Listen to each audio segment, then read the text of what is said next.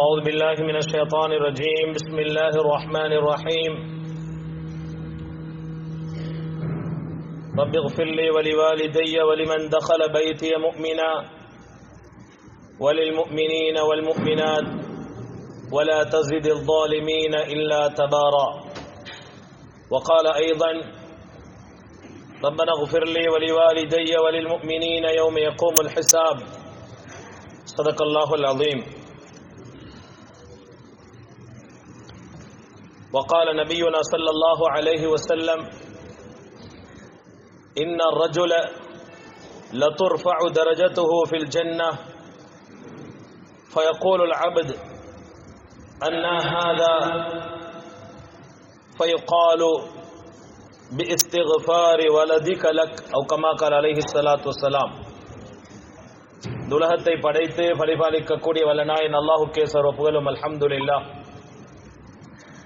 இவ்வுலகில் வாழுகின்ற மக்களை நேரான சீரான பாதையில வழிகாட்டுவதற்காக முழு உலகத்திற்கும் அன்பாக அருளாக அனுப்பப்பட்ட மதுயிரிலும் மேலான ஸல்லல்லாஹு அலைஹி வஸல்லம் அவர்கள் மீதிலும் அன்னாரின் சுன்னாக்களை வாழ்க்கை வழிமுறைகளை எடுத்து நடந்த கண்ணியமான சஹாபாக்கள் தாபிஈன்கள் நல்லடியார்கள் இவ்வுலகில் வாழுகின்ற முஃமினான முஸ்லிமான அனைவர்கள் மீதும் சாந்தியும் சமாதானமும் உண்டாவதாக.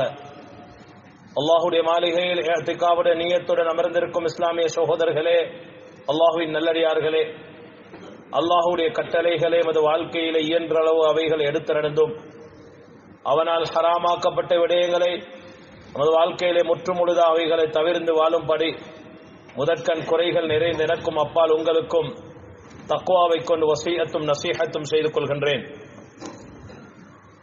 அன்புக்குரியவர்களே, அல்லாஹுவின் நல்லடியார்களே, ஹஜ்ரத் ரசூலுல்லாஹி ஸல்லல்லாஹு அலைஹி வஸல்லம் அவர்களிடம் ஒரு பெண்மணி வந்து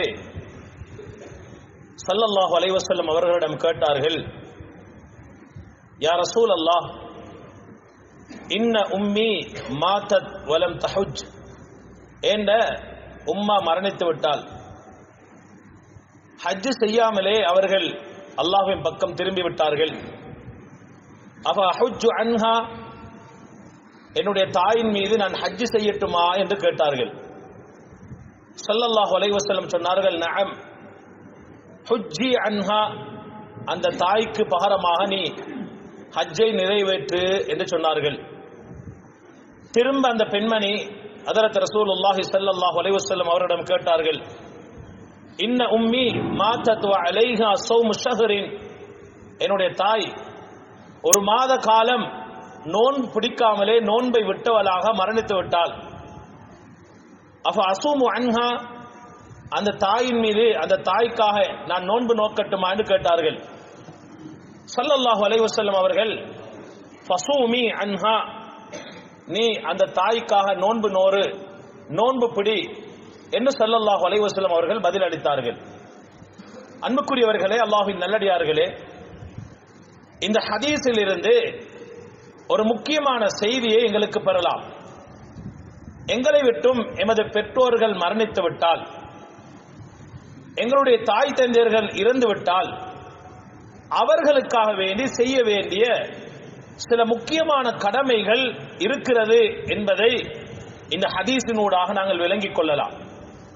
அன்புக்குரியவர்களே, அல்லாஹ்வின் நல்லடியார்களே, சென்ற வாரத்துக்கு முன் வாரம் பெற்றோர்கள் உயிரோடு இருக்கின்ற பொழுது அவர்கள் மீது நாங்கள் கவனிக்க வேண்டிய சில முக்கியமான 6 விடயங்களை ஞாபகம் செய்தோம். இன்ஷா அல்லாஹ் இன்று எங்களை விட்டு மரணித்த பெற்றோர்களுக்காக வேண்டி செய்ய வேண்டிய, கவனிக்க வேண்டிய மிக முக்கியமான 7 விடயங்கள் இருக்கிறது. அவைகளை இன்ஷா அல்லாஹ் சுருக்கமாக பார்ப்போம். அன்புக்குரியவர்களே, அல்லாஹ்வின் நல்லடியார்களே, எங்களுடைய பெற்றோர்கள் மரணித்து விட்டால் அவர்களுக்காக வேண்டி செய்ய வேண்டிய முதலாவது பணி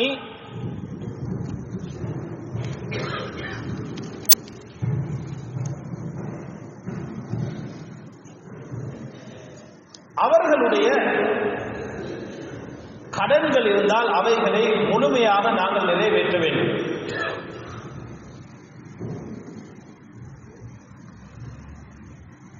அவர்கள் வாழுகின்ற நேரத்தில் இந்த உலகத்தில் கொடுக்கல் வாங்கலில் ஏதாவது ஒன்று இருந்தால், முன்பின் இருந்தால், அதை நிறைவேற்ற வேண்டிய பொறுப்பு பிள்ளைகளுக்கு இருக்கிறது.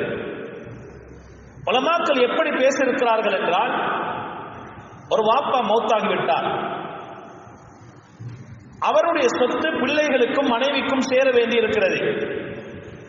இந்த முழு சொத்தையும் கொடுத்து அந்த பெற்றோருடைய கடமையை நிறைவேற்ற வேண்டி இருந்தாலும் அவைகள் நிறைவேற்றப்பட வேண்டும். அதேபோல் பெற்றோர்கள் உயிரோடு இருக்கின்ற பொழுது அவர்கள் ஏதாவது நேர்ச்சை செய்திருந்தால் அந்த நேர்ச்சையை நிறைவேற்ற வேண்டும். ஒரு பெண்மணி ஹஜ்ரத் ரசூலுல்லாஹி ஸல்லல்லாஹு அலைஹி வஸல்லம் அவர்களிடம் வந்து, யா ரசூலல்லாஹ், இன்ன உம்மி நதரத் அன் தஹுஜ்ஜ ஃபலம் தஹுஜ்ஜ ஹத்தா மாத்தத், என்னுடைய தாய் ஹஜ் செய்வதற்காக நேர்ச்சை செய்திருந்தால், ஆனால் அந்த தாய் மௌத்தாகிவிட்டாள். நேர்ச்சை செய்வது, அந்த நேர்ச்சையை நிறைவேற்றுவதற்கு முன்னால் மௌத்தாகிவிட்டாள். அந்த நேர்ச்சையை நான் நிறைவேற்றட்டுமா என்று ஸல்லல்லாஹு அலைஹி வஸல்லம் அவர்களிடம் கேட்டார்கள். ஹஜ்ரத் ரசூலுல்லாஹி ஸல்லல்லாஹு அலைஹி வஸல்லம் அவர்கள் சொன்னார்கள், ஆம், உங்களுடைய பெற்றோர்கள் கடன் வைத்திருந்தால் அதை நீங்கள் நிறைவேற்ற மாட்டீர்களா? அப்படி என்றால் அல்லாஹ்வுடைய கடனையும் நீங்கள் நிறைவேற்ற வேண்டும் என்று ஹஜ்ரத் ரசூலுல்லாஹி ஸல்லல்லாஹு அலைஹி வஸல்லம் அவர்கள் சொன்னார்கள். எனவே முதன்மை வகிக்கக்கூடிய விடயம், பெற்றோர்கள் மரணித்து விட்டால் அவர்களுடைய கடனை நிறைவேற்ற வேண்டும். அவர்கள் நேர்ச்சை வைத்திருந்தால் அந்த நேர்ச்சையை நிறைவேற்றுவதற்கு முன்னால் அவர்கள் மரணித்திருந்தால் அவர்களுடைய மரணத்துக்கு பின்னால் பிள்ளைகள் அந்த நேர்ச்சையை நிறைவேற்ற வேண்டும். அதே போல் அன்புக்குரியவர்கள், அல்லாஹ்வின் நல்லடியார்களே, அவர்கள் ரமதானுடைய காலத்திலே நோன்பை ஏதோ ஒரு காரணத்திற்காக விட்டு இருப்பார்கள். அதை அடுத்தவர்கள் நோக்கலாம் என்று நினைத்திருக்கின்ற பொழுது அவர்கள் மௌத்தாகிவிட்டால் அவர்களுடைய நோன்பையும் நோக்கலாம் என்று உலமாக்கள் சொல்லியிருக்கிறார்கள். அன்புக்குரியவர்களே, அல்லாஹ்வின் நல்லடியார்களே, இரண்டாவது விஷயம், பெற்றோர்களுடைய வசியத்தை பிள்ளைகள் நிறைவேற்ற வேண்டும். பெற்றோர்கள் மரணமாகின்ற சந்தர்ப்பத்திலே அல்லது மரணமாகுவதற்கு முன்னால் மரண சாசனம் சொல்லியிருப்பார்கள், வசியத்தாக பிள்ளைகளுக்கு ஏதாவது சொல்லியிருப்பார்கள். அது இஸ்லாத்திற்குள் வரையறுக்கப்பட்ட விடயமாக இருந்தால் அதை பிள்ளைகள் நிறைவேற்ற வேண்டும். உதாரணமாக, பெற்றோர்கள் மௌத்தாகுவதற்கு முன்னால் சொல்கிறார்கள், என்னுடைய சொத்திலே அவர்களுடைய சொத்தில் 3இல் ஒரு பகுதியை மட்டும் தர்மம் கொடுக்கலாம். அல்லது பெற்றோர்கள் சொல்கிறார்கள், நான் மரணித்து விட்டால் என்னுடைய 4 கடை இருக்கிறது, இந்த ஒரு கடையை இந்த பள்ளிக்கு எழுதிவிடுங்கள், மதரசாவுக்கு எழுதிவிடுங்கள், அல்லது ஏதாவது ஒரு நல்ல விடயத்துக்கு கொடுத்து விடுங்கள் என்று அவர்கள் வசியத்து செய்திருந்தால் அந்த வசியத்தை பிள்ளைகள் கட்டாயமாக நிறைவேற்ற வேண்டும். அது பாவத்துக்குரிய வசியத்தாக இருக்குமாக இருந்தால் அந்த வசியத்தை நிறைவேற்ற வேண்டிய அவசியம் பிள்ளைகளுக்கு இல்லை. பெற்றோர்கள் மௌத்தாகின்ற பொழுது சொல்கிறார்கள், நான் மௌத்தாகினாலும் என்னுடைய குடும்பத்தோடு நீங்கள் சேர்ந்து வாழக்கூடாது, அவர்களை நீங்கள் நெருக்கமாக்கிக் கொள்ளக்கூடாது என்று அவர்கள் பாவமான ஒரு விடயத்தின் மீது வசியத் செய்வார்களாக இருந்தால் அந்த வசியத்தை நிறைவேற்ற வேண்டிய அவசியம் கிடையாது. இஸ்லாம் சொல்லுகின்ற ஒரு விடயத்திலே அவர்கள் வசியத்து செய்திருந்தால் அந்த வசியத்தை பிள்ளைகள் கட்டாயமாக நிறைவேற்ற வேண்டும். மூன்றாவது விடயம், அன்புக்குரியவர்களே, அல்லாஹ்வின் நல்லடியார்களே, பெற்றோர்களுடைய உறவினர்கள் இருப்பார்கள். பாப்பா மௌத்தாகிவிட்டார், பாப்பாவுடைய கூட பிறந்த சகோதரர் சகோதரிகள் இருப்பார்கள். உம்மா மௌத்தாகி இருப்பாங்க, உம்மாவுடைய கூட பிறந்த சகோதர சகோதரிகள் இருப்பார்கள். அல்லது பெற்றோர்களுக்கு மிக நெருக்கமான நண்பர்கள் இருந்திருப்பார்கள். அவர்களுடன் உறவை தொடர்படியாக வைத்திருப்பதை இஸ்லாம் மிக வலியுறுத்தி சொல்லியிருக்கிறது. அன்புக்குரியவர்களே, அல்லாஹ்வின் நல்லடியார்களே, இன்று என்ன ஆகிவிட்டது என்றால், பாப்பா மௌத்தாகிவிட்டால் பாப்பாவுடைய தம்பியை தெரியாது, உம்மா மௌத்தாகிவிட்டால் உம்மாவுடைய தங்கச்சியை தெரியாது, குடும்ப உறவுகளை பற்றி தெரியாது. உண்மையிலே சொல்வதாக இருந்தால் பாடசாலை விடுமுறை காலங்களில் கூட அந்த பிள்ளைகளை அழைத்து போய், இது என்னுடைய தம்பி, இது என்னுடைய தங்கச்சி, இது என்னுடைய உற்றார் உறவினர்கள் என்று அறிமுகப்படுத்துவதற்கு கூட இன்று பெற்றோர்களுக்கு நேரம் இல்லை.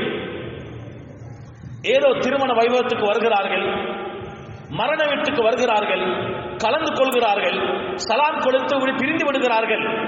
இது மட்டும்தான் எங்களுடைய உறவிலே மீதமாக இருக்கின்றது. மற்றவைகள் அனைத்தும் அழிந்து விட்டது. ஹஜ்ரத் ரசூலுல்லாஹி ஸல்லல்லாஹு அலைஹி வஸல்லம் அவர்களிடம் ஒரு சஹாபி வந்தார். யா ரசூலல்லாஹ், நான் ஒரு பெரும் பாவத்தை செய்து விட்டேன், எனக்கு தௌபா இருக்கிறதா என்று கேட்டார்கள். ஸல்லல்லாஹு அலைஹி வஸல்லம் அவர்கள் என்ன கேட்டார்கள்? உங்களுக்கு தாய் இருக்கிறார்களா? அவர் சொன்னார், இல்லை, தாய் இல்லை.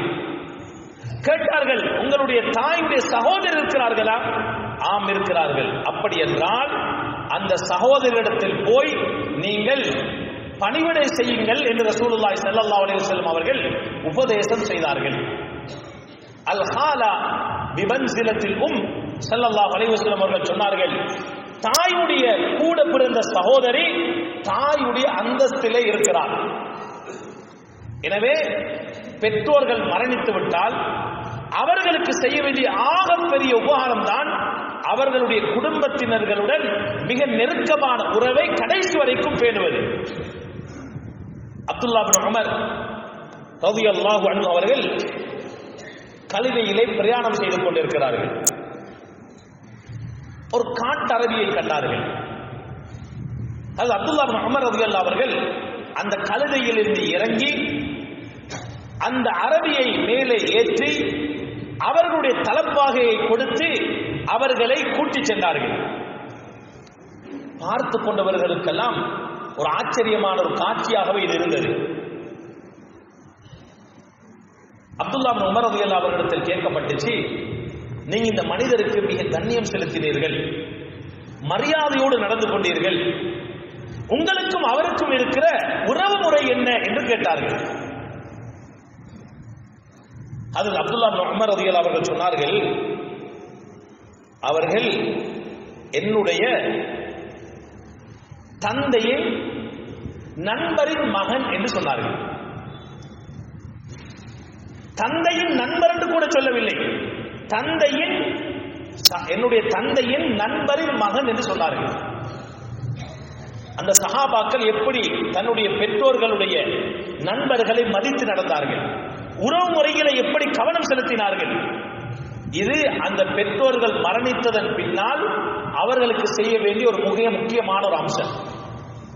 அது ஆயிஷா ரலியல்லாஹு அன்ஹா அவர்கள் சொல்வார்கள், ரசூலுல்லாஹி ஸல்லல்லாஹு அலைஹி வஸல்லம் அவர்களுடைய விடயத்திலே எனக்கு மிக ரோசத்தை ஏற்படுத்தக்கூடிய ஒரு விடயம் இருக்குமா இருந்தால் எப்பொழுதுமே ஹஜ்ரத் கதீஜா ரலியல்லாஹு அன்ஹா அவர்களுடைய தோழியையும் அவருடைய குடும்பத்தினர்களையும் ரசூலுல்லாஹ் மறக்க மாட்டார்கள்.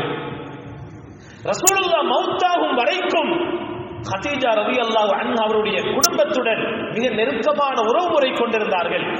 அவர்களுடைய தோழிக்கு ஏதாவது ஹதியாக்களை கொடுத்து கொண்டிருப்பார்கள். அன்புக்குரியவர்களே, அல்லாஹ்வின் நல்லடியார்களே, இன்னைக்கு வாப்பாட கூட்டாளி தெரியாத பிள்ளைகளுக்கு சில நேரம் வாப்பா உயர்வான ஒரு இடத்திற்கு வருவதற்கு அவருடைய கூட்டாளி ஒரு காரணமாக இருந்திருப்பார். ஆனால் பிள்ளைகள் மதிக்க மாட்டார்கள். ஒரு காலத்திலே பெரியப்பா மாமா என்று சொன்னவர்கள் பிள்ளைகள் இன்று அரிதாகி விட்டார்கள். உறவு முறை கூட தெரியாத ஒரு அவல நிலைக்கு எங்களோட சமூகம் மாறி இருக்கிறது. அதனால் வரக்கூடிய இந்த விடுமுறை காலங்களிலாவது பிள்ளைகளை ஆங்காங்கே கொண்டு போய் படங்களையும் காட்சிகளையும் காட்டுவதை விட குடும்பங்களை அறிமுகப்படுத்துங்கள். குடும்ப உறவுகளோடு நெருக்கமாக இருங்கள், ஒன்று சேருங்கள், ஒரு சாப்பாட்டை போடுங்கள், சந்தோஷமாக காலங்களை கழியுங்கள், உறவு முறையை அறிமுகப்படுத்துங்கள். ஸல்லல்லாஹு அலைஹி வஸல்லம் அவர்கள் சொன்னார்கள், பெற்றோர்கள் மரணித்ததன் பின்னால் அவர்களுக்கு செய்கின்ற பெரிய உபகாரம் அவர்களுடைய மறைவுக்கு பின்னால் அவர்களோடு நெருக்கமாக இருந்த நண்பர்களோடு குடும்ப உறவுகளோடு இந்த உறவை துண்டிக்காமல் வாழ்வதுதான் அந்த பெற்றோர்களுக்கு செய்கின்ற பெரிய உபகாரம் என்று ஹஜ்ரத் ரசூலுல்லாஹி ஸல்லல்லாஹு அலைஹி வஸல்லம் அவர்கள் சொல்லியிருக்கிறார்கள். அன்புக்குரியவர்களே, அல்லாஹ்வின் நல்லடியார்களே, பெற்றோர்கள் மரணித்து விட்டால் அவர்களுக்கு செய்ய வேண்டிய நான்காவது பணிவிடை, நான்காவது அமல் அஸ்ஸதகத்து அன்ஹுமா, அந்த பெற்றோர்களுக்காக வேண்டி சதக்கா, தான தர்மம் செய்வது. ஹஜ்ரத் ரசூலுல்லாஹி ஸல்லல்லாஹு அலைஹி வஸல்லம் அவர்களிடம் ஒரு சஹாபி வந்தார்.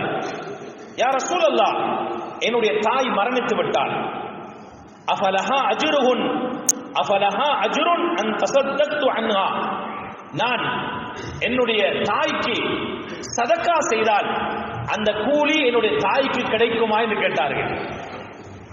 அஃபலஹா அஜ்ருன் இன் தஸத்தக்து அன்ஹா, அந்த தாய்க்காக நான் சதக்கா செய்தால் அந்த சதக்காவுடைய கூலி என்னுடைய தாய்க்கு கிடைக்குமா என்று கேட்டார்கள். ஹஜ்ரத் ரசூலுல்லாஹி ஸல்லல்லாஹு அலைஹி வஸல்லம் அவர்கள் சொன்னார்கள், ஆம், உங்களுடைய தாய்க்கு நீங்கள் சதக்கா செய்தால் அந்த சதக்காவுடைய பூரணமான கூலி உங்களுக்கும் கிடைக்கும், உங்களுடைய தாய்க்கும் கிடைக்கும் என்று ஹஜ்ரத் ரசூலுல்லாஹி ஸல்லல்லாஹு அலைஹி வஸல்லம் அவர்கள் வழிகாட்டினார்கள். அஹ்மதில் ஒரு ஹதீஸ் பதிவு செய்யப்பட்டிருக்கிறது. சஅத் பின் உபாதா ரலியல்லாஹு அன்ஹு அவர்கள் வந்தார்கள். யா ரசூலல்லாஹ், என்னுடைய பெற்றோர்கள் மரணித்து விட்டார்கள், அவர்களுக்கு நான் சதக்கா செய்யட்டுமா என்று கேட்டார்கள். அப்படி சதக்கா செய்தால் அந்த சதக்காவுடைய நன்மை என்னுடைய பெற்றோர்களுக்கு போய் சேருமானும் கேட்டார்கள். ஸல்லல்லாஹு அலைஹி வஸல்லம் அவர்கள் சொன்னார்கள், ஆம், கட்டாயமாக போய் சேரும் என்றார்கள். அப்படி என்றால் ஐயு சதகத்தி அஃதல், அப்படி என்றால் அந்த சதக்காவிலே ஆக சிறந்தது எது என்று கேட்டார்கள். ஸல்லல்லாஹு அலைஹி வஸல்லம் அவர்கள் அந்த சஹாபியை பார்த்து சொன்னார்கள், சஹியுல் மா, பெற்றோர்களுக்காக வேண்டி அவர்களுடைய பெயர்களிலே தண்ணீர் புகட்டுவது, ஒரு கிணறை தோண்டி கொடுப்பது அல்லது தண்ணீர் ஏற்பாடு செய்து கொடுப்பது என்று ஹஜ்ரத் ரசூலுல்லாஹி ஸல்லல்லாஹு அலைஹி வஸல்லம் அவர்கள் பதில் அளித்தார்கள். இமாம் நவவி ரஹ்மத்துல்லாஹி அவர்கள் சொல்கிறார்கள், மன் அராத பிர்ர வாலிதைஹி ஃபல்யதஸத்தக் அன்ஹுமா, யார் ஒருவர் பெற்றோர்கள் மரணித்ததன் பின்னால் அவர்களுக்கு உபகாரம் செய்வதற்கு விரும்புவார்களோ அவர் அப்படி என்றால் அந்த பெற்றோர்களுக்காக சதக்கா செய்யட்டும்.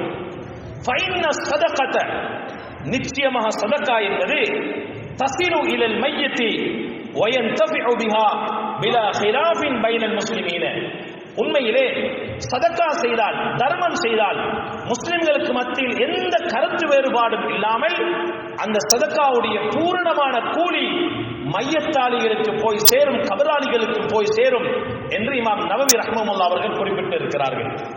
அன்புக்குரியவர்களே, அல்லாஹ்வின் நல்லடியார்களே, இந்த சதக்காவுடைய விஷயத்திலே ஒரு கவனமான ஒரு விடயத்தை நாங்கள் முன்வைக்க வேண்டும்.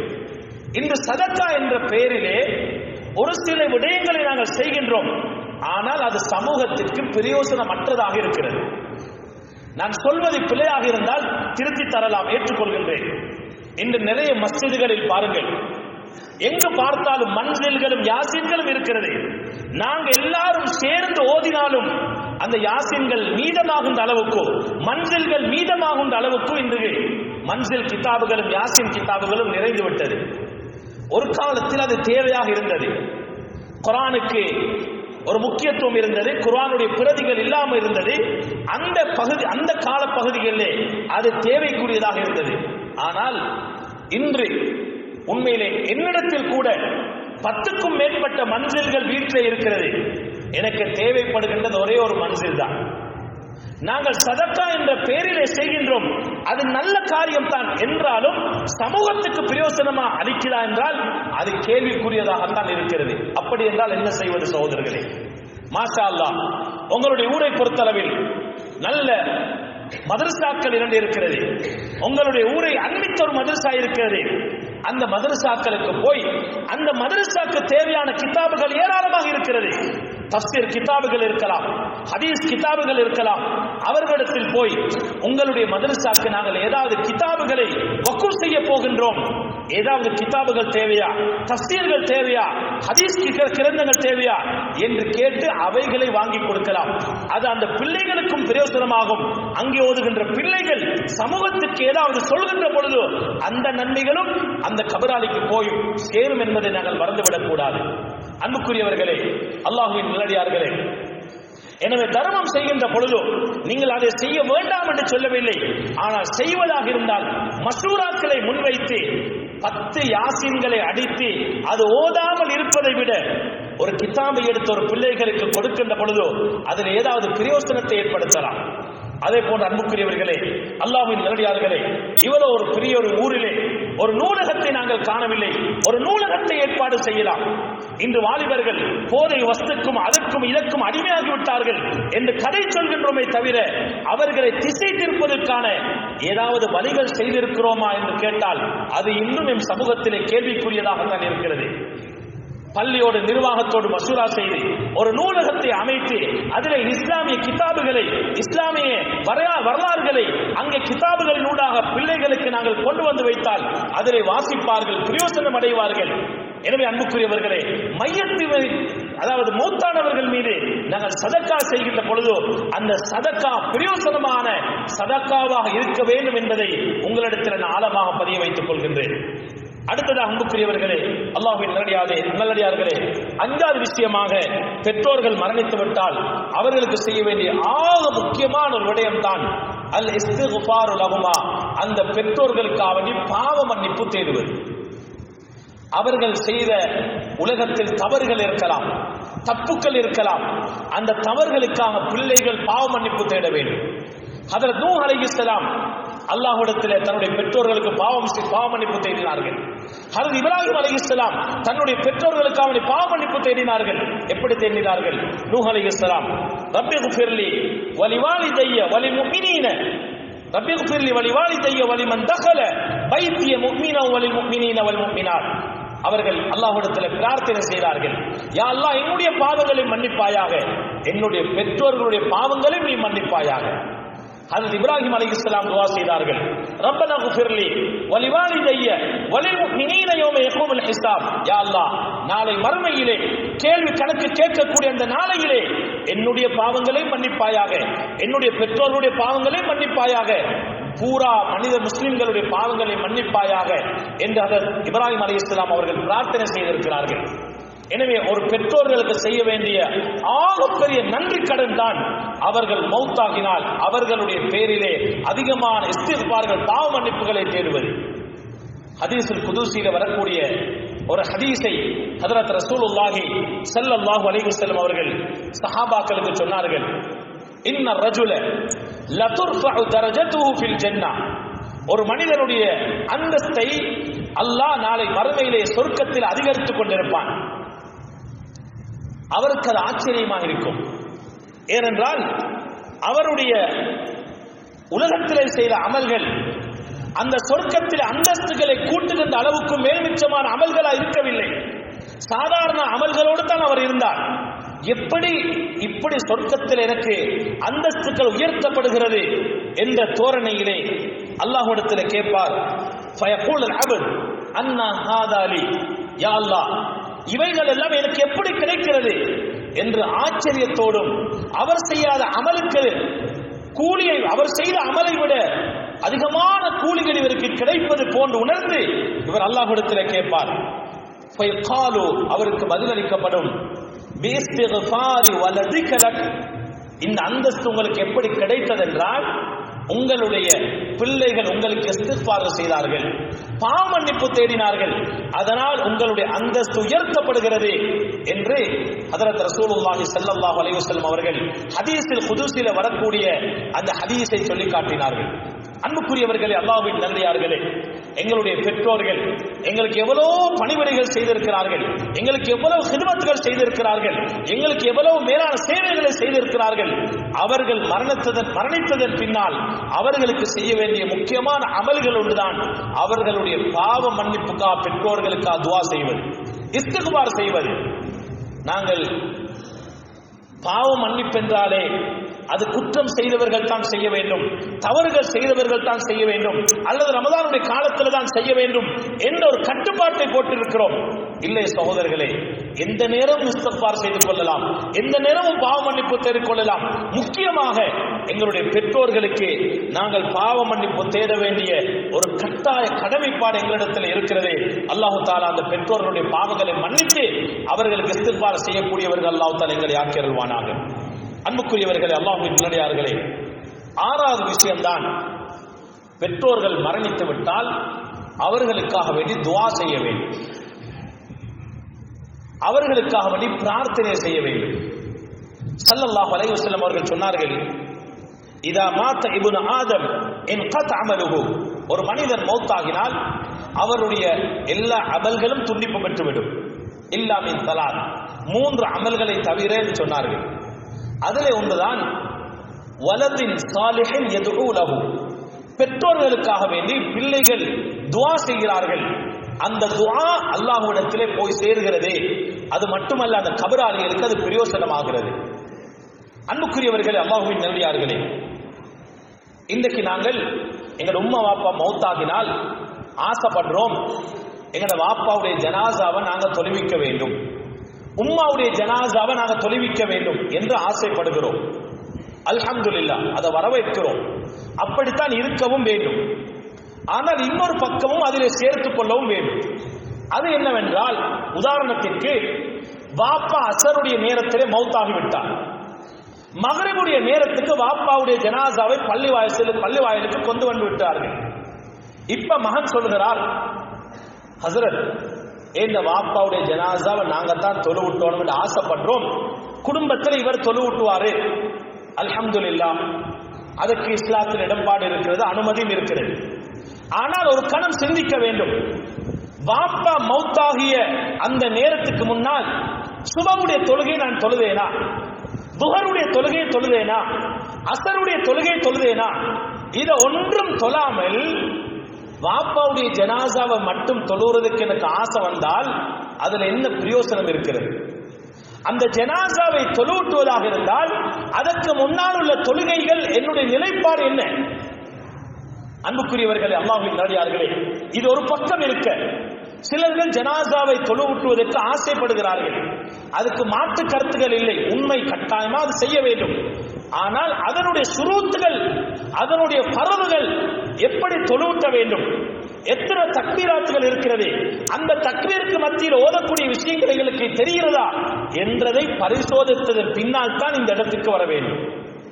ஒரு ஜனாசா தொழுகைக்கு போயிருந்தோம், நல்ல வசதி வாய்ப்போடு இருந்த ஒருவர் மௌத்தாகிவிட்டார். அவருடைய பிள்ளைகளும் நல்ல வசதி வாய்ப்போடு தான் இருக்கிறார்கள். இப்ப ஹஜ்ரத் மையத்துடைய சில சுரூத்துகளை சொல்லிவிட்டு சொன்னாரு, இந்த ஜனாசாவுடைய மூத்த மகன் தொழுவுட்டுவார் என்றார். இதுதான் யதார்த்தம், எங்களுடைய சமூகத்தில் நடக்கிற யதார்த்தத்தை சொல்கின்றேன்.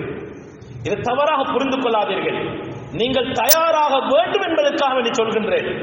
அவரும் வந்தார், ஹஜ்ரத்தும் அதனுடைய முறைகளையும் அவருடைய காதலை சொல்லியும் கொடுத்தார். இவர் ஜனாசா தொழுவிட்டினார். எப்படி என்றால், முதலாவது தக்பீர் கட்டினாரு, சூரத்துல் ஃபாத்திஹா ஓதுவதற்கு எவ்வளவு நேரம் போகும், அந்த நேரத்தை அவர் கணக்கெடுக்கவே இல்லை. ஒரு சுப்ஹானல்லாஹ் என்று சொல்கின்ற நேரம் கூட அவர் தாமதிக்கவில்லை. உடனே இரண்டாவது தக்பீரையும் கட்டிவிட்டார். இரண்டாவது தக்பீரில் என்ன ஓத வேண்டும்? ஸலவாத் ஓத வேண்டும். அதற்கு எவ்வளவு நேரம் வேண்டும்? அந்த நேரத்தை ஒதுக்கவில்லை. துஆவுக்கு எவ்வளவு நேரம் ஒதுக்க வேண்டும்? அந்த நேரத்தை ஒதுக்கவில்லை. இப்படி 4 தக்பீர்களையும் அல்லாஹ் அக்பர் அல்லாஹ் அக்பர் இப்படி தக்பீர் கட்டியே முடித்துக் கொண்டார். சகோதரர்களே, அல்லாஹ்வின் நல்லடியார்களே, ஒரு கணம் சிந்திக்க வேண்டும். ஜனாசா தொழுகையை தொழுவிப்பதாக இருந்தால் அதனுடைய பரவுகள், சுரூத்துகள், முறைகள், கைவியத்துகள் எனக்கு தெரியும் என்றால் தான் நான் தொழுவிட்டு வர வேண்டும். இல்லாவிட்டால் அந்த ஊரில் இருக்கின்ற ஒரு ஆலிம் அல்லது மஸ்ஜிதில் இருக்கிற ஒரு ஆலிம் தொழுவிப்பது சிறந்தது. ஏன், தெரியாமல் தொழுவிப்பதை விட தெரிந்த குடும்பம் அல்லாத ஒருவர் தொழுவிப்பதாக சிறந்தது. இந்த தலைப்பை ஏன் சொல்கிறேன் என்றால், சிலர்கள் ஆசைப்படுகிறோம், என்னுடைய வாப்பாவுடைய ஜனாசாவை நான் தொழுவிட்டோம் என்று ஆசைப்படுகிறோம். அல்ஹம்துலில்லாஹ். இன்னொரு பக்கம் இருக்கிறது, அதே பிள்ளைகள் ஆசைப்படணும், ஏண்ட வாப்பாவுடைய ஜனாசாவுக்கு துஆ நான் தான் ஓதணும், ஏண்ட வாப்பாவுடைய ஜனாசாவை இந்த இடத்துல கொண்டு வந்து வைத்ததன் பின்னால் பள்ளி ஹஜ்ரத் துஆ ஓதி ஆமீன் சொல்வதை விட, பள்ளி ஹஜ்ரத் துஆ ஓதி நான் அழுவதை விட, நான் ஓதி ஏனையவர்கள் ஆமீன் சொல்ல வேண்டும், நான் ஓதி ஊர் மக்கள் எல்லாம் அழ வேண்டும். ஏன், உங்களுடைய வாப்பா கடந்து வந்த பாதை உங்களுக்குத்தான் தெரியும். உங்களுடைய வாப்பா உங்களை கஷ்டப்பட்டு படிக்க வைத்து ஆளாக்குவதற்கு எவ்வளவு பாடுபட்டார் என்பது உங்களுக்குத்தான் தெரியும். அதையெல்லாம் இந்த இடத்திலே வந்து சொல்லி நீங்கள் அழுகின்ற பொழுது, மாமூன்களாக நாங்கள் இருக்கின்ற பொழுதும் எங்களை அறியாமலே கண்ணீர் கொட்டும். சகோதரர்களே, இன்னைக்கு நிறைய பேருக்கு வாப்பா மௌத்தாகினால் வாப்பாட பேர்ல என்ன துஆ ஓதணும்? அல்லாஹ் மக்ஃபிர் லஹவா, அல்லாஹ் மக்ஃபிர் லஹுவா, அந்த மையத்தில் ஓதக்கூடிய துஆக்கள் தெரியாது. இஸ்திக்பார்கள் தெரியாது. அன்புக்குரியவர்களே, அல்லாஹ்வின் நல்லடியார்களே, அந்த பெற்று வளர்த்த பெற்றோர்களை செய்ய வேண்டிய ஆகப்பெரிய கடமை நீங்க தொழுவிக்க வேண்டும் என்று ஆசைப்படுவதை போன்றோ இந்த இடத்தில் எல்லா இமாம்களுக்கு மத்தியிலும் நான் என்ற வாப்பாக்கு துவா செய்யணும் என்றது பெரிய சட்டங்கள் திட்டங்கள் ஒன்றும் இல்லை. நீங்க ஹம்து ஸலவாத்தை ஓதி ரசூலுல்லாஹ் மீது ஸலவாத்தை சொல்லி உங்களோட வாப்பாட நிலைமைகள் நீங்க சொல்லி துவா கேட்க உங்களை அறியாமலே நீங்கள் அழுவீர்கள். அது உணர்வு பூர்வமாகவும் இருக்கும், ஆக்கப்பூர்வமாகவும் இருக்கும். வந்திருக்கின்றவர்களும் அழுவார்கள். நாங்கள் ஆசைப்படுகிறோம் இமாம்கள் என்ற ரீதியில் நீங்கள் தொழுவிப்பதற்கு எப்படி ஆசைப்படுகிறீர்களோ அதே போல இன்ஷா அல்லாஹ் நியத்து வையுங்கள். என்னுடைய உம்மா மௌத்தாகினால், என் வாப்பா மௌத்தாகினால் நான் இந்த இடத்துல தொழுவிப்பது மட்டுமல்ல, அந்த பெற்றோர்களுக்காக நான் துஆ செய்யவும் வேண்டும். அன்புக்குரியவர்களே, அல்லாஹ்வின் நல்லடியார்களே, இறுதியாக 7வது விஷயம், ஒரு பெற்றோர்கள் மௌத்தாகினால் அவர்களுக்கு செய்ய வேண்டிய ஆகப்பெரிய முக்கியமான ஒரு விஷயம்தான் பிள்ளைகளுக்கு மத்தியில் பிளவுகள் ஏற்படாமல் நடந்து கொள்வது. நாங்க ஜனாசாவுடைய தொழுகையில் ஒரு துஆ ஓதுறோம் 4வது தக்பீருக்கு பின்னால். என்ன துஆ ஓதுறோம்? அல்லாஹும்ம லா தஹரிம்னா அஜ்ரஹு வலா தஃப்தின்னா பஅதஹு வக்ஃபிர் லனா வலஹு.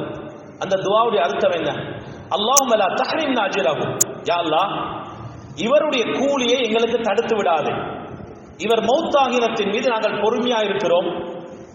இவருடைய ஜனாசாவில் கலந்து கொண்டதற்காக எங்களுக்கு 2 கிராத்துகள் நன்மைகள் கிடைக்கும், அதை தடுத்து விடாதே. வலா தஃப்தின்னா பஅதஹு, இவருடைய மௌத்துக்கு பின்னால் எங்களுக்கு மத்தியில் குழப்பங்களை ஏற்படுத்தி விடாதே. நான் யதார்த்தத்தை சொல்கின்றேன், உண்மையை சொல்கின்றேன்.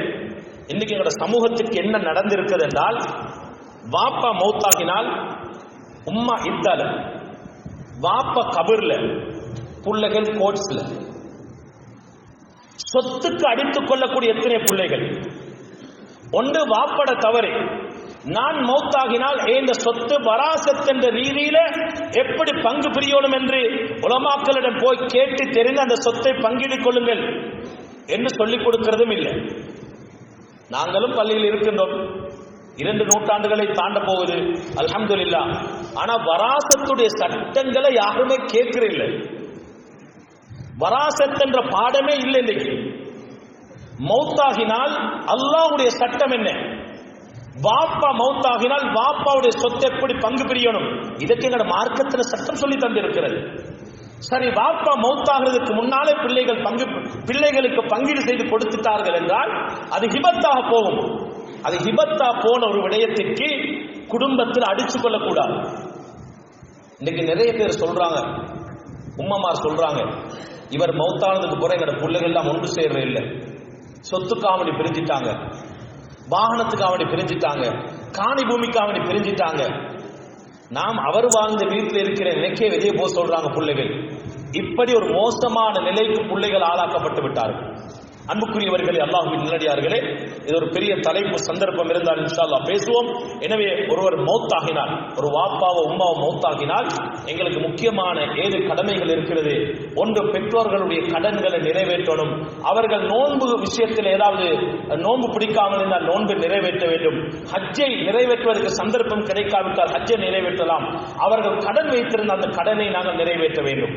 2வது, அவர்களுடைய நல்ல வசியத்துகள் இருந்தால் அதை நிறைவேற்ற வேண்டும். 3வது, பெற்றோர்களுடைய குடும்பத்தினர்கள் நண்பர்களை எப்பொழுதும் எங்களுடைய நெருக்கமான உறவை நாங்கள் அவர்களோடு பேண வேண்டும். 4வது விஷயம், அந்த பெற்றோர்கள் மரணித்தால் அவர்கள் மீது சதக்கா தான தர்மங்கள் கொடுக்க வேண்டும். 5வது, பெற்றோர்கள் மரணித்தால் அவர்கள் மீது இஸ்திக்பார் செய்ய வேண்டும். 6வது விஷயம், பெற்றோர்கள் மரணித்தால் இயன்றளவு நாங்கள் அவர்களுக்கு பிரார்த்தனை செய்வதற்கு முன்வர வேண்டும். 7வது விஷயம், பெற்றோர்கள் மரணித்ததன் பின்னால் பெற்றோர்கள் உயிரோடு இருக்கின்ற பொழுது நாங்கள் குடும்ப உறவுகளோடு எப்படி ஒன்றா சேர்ந்து வாழ்ந்தோமோ அவர்களுடைய மௌத்துக்கு பின்னால் நாங்கள் பிரிந்து விடக்கூடாது. அது அவர்களுக்கு செய்ய வேண்டிய ஆகப்பெரிய உபகாரம். அல்லாஹ் தஆலா எங்களுடைய பெற்றோருடைய பாவங்களை மன்னித்து பெற்றோர்களுக்கு உபகாரம் செய்யக்கூடிய பிள்ளைகள் அனைவரையும் அல்லாஹ் ஆக்கியருள்வாயாக. யா அல்லாஹ், பெற்றோர்கள் வஃபாத்தானதுக்கு பின்னால் அவர்களை மறந்து வாழ்வதை விட்டு எங்களை பாதுகாப்பாயாக. அவர்களுக்கு நன்றியுள்ள பிள்ளைகள் ஆக்கியருள்வாயாக. அவர்களுக்கு நன்றி செலுத்தினால்தான் உனக்கு நன்றி செலுத்தியது ஆகிவிடும். யா அல்லாஹ், அவர்களை துஆக்களை பெற்ற பிள்ளைகள் ஆக்கியருள்வாயாக. அவர்களுடைய பிரார்த்தனை பிரார்த்தனை கபூல் செய்து கொள்வாயாக, எங்களுடைய பிரார்த்தனைகளை கபூல் செய்து கொள்வாயாக. யா அல்லாஹ், புனித கலிமா லா இலாஹ இல்லல்லாஹ் முஹம்மது ரசூலுல்லாஹ் என்ற கலிமாவோடு மௌத்தாகுவதற்கும் அனைவருக்கும் தௌஃபீக் செய்வாயாக. வ ஆகிரு தஅவானா அல்ஹம்துலில்லாஹி ரப்பில் ஆலமீன். الحمد لله نحمده وهو المستحق للحمد والثناء، نستعين به في السراء والضراء، ونستغفره ونستهديه لما يقربنا إليه، ونؤمن به ونتوكل عليه في جميع حالاتنا، ونصلي ونسلم على أفضل مبعوث العالمين وأول مشفع في يوم الغرض والحساب، أدى الأمانة وبلغ الرسالة ونصح الأمة وجاهد في الله حق جهاده حتى يأتيه اليقين. أما بعد، اللهم صل على محمد وعلى آل محمد. فيا عباد الله، أوصيكم وإياي أولا بتقوى الله، وأحذركم يوما عبوسا قمطريرا. يا أيها الناس، توبوا إلى الله قبل أن تموتوا وبادروا بالأعمال الصالحة. والله تبارك وتعالى يقول: أعوذ بالله من الشيطان الرجيم، بسم الله الرحمن الرحيم، ربنا اغفر لي ولوالدي وللمؤمنين يوم يقوم الحساب. بارك الله بارك الله بارك الله لنا ولكم بالقرآن العظيم، ونفعنا وإياكم بآيات والذكر الحكيم. أقول قولي هذا، استغفر الله لي ولكم فاستغفروه إنه الغفور الرحيم.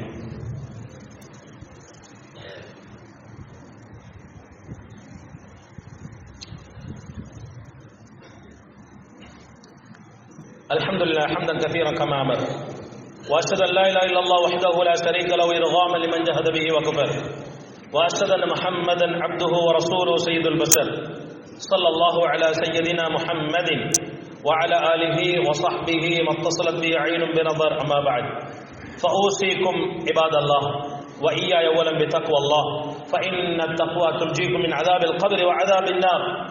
هذا واعلموا عباد الله أن الله صلى على نبيه الكريم الصادق الأمين في محكم كتابه الكريم، وكذلك أمرنا بالصلاة عليه حيث قال: إن الله ملائكته يصلون على النبي يا أيها الذين آمنوا صلوا عليه وسلموا تسليما. اللهم صل وسلم وبارك على محمد وعلى آله الأطهار وأصحابه الأخيار، وارض اللهم عن الخلفاء الراشدين سيدنا أبي بكر وعمر وعثمان وعلي رضي الله تعالى عنهم، وعن ستة الباقين من عشرة المبشرين بالجنة، وعن الطاهرات أمهات المؤمنين، وارض عنا معهم برحمتك يا أرحم الراحمين. اللهم اغفر للمؤمنين والمؤمنات والمسلمين والمسلمات الأحياء منهم والأموات، إنك سميع قريب مجيب الدعوات. يا قاضي الحاجات فاقض حاجاتنا. ربنا اغفر لنا ولإخواننا الذين سبقونا بالإيمان، ولا تجعل في قلوبنا غلا للذين آمنوا ربنا إنك رؤوف رحيم. إن الله يأمر بالعدل والإحسان وإيتاء ذي القربى وينهى عن الفحشاء والمنكر والبغي يعظكم لعلكم تذكرون. وذكروا الله العظيم الجليل الجبار يذكركم ويهديكم، ولذكر الله أكبر، والله يعلم ما تصنعون.